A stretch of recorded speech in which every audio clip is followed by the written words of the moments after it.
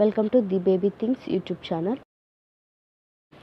ఈరోజు మనం పూరి జగన్నాథుడి ఆలయ నిర్మాణం వెనుకున్న కథ గురించి తెలుసుకుందాం. పూరి జగన్నాథుడి ఆలయాన్ని ఇంద్రద్యుమ్న మహారాజు కట్టించాడు. జగన్నాథుడు గిరిజనుల దేవుడని, నీలమాధవుడనే పేరుతో పూజలు అందుకుంటున్నాడని స్థల పురాణం.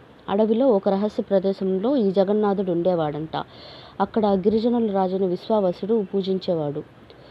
ఈ విషయం తెలుసుకున్న ఇంద్రద్యుమ్న మహారాజు ఆ రహస్యాన్ని కనిపెట్టడానికి విద్యాపతి అనే బ్రాహ్మణుణ్ణి అడవికి పంపిస్తాడు. విశ్వావసుడు కూతురు లలిత, అంటే గిరిజనుల యువరాణి లలితను ఈ విద్యాపతి ప్రేమించి పెళ్లి చేసుకుంటాడు. పెళ్లి చేసుకున్నాక ఈ విద్యాపతి ఏమని అడుగుతాడంటే, ఆ విగ్రహాన్ని చూపించమని పదే అడుగుతానే ఉంటాడు. అల్లుడు అడుగుతున్నాడు కదా అని కాదనలేక అతని కళ్ళకి గంతలు కట్టి గుడి దగ్గరకు తీసుకెళ్తాడు. ఈ విద్యాపతి తెలివిగా వెళ్లే దారిలో అంతా ఆవాలు చల్లుకుంటూ వెళ్తాడు.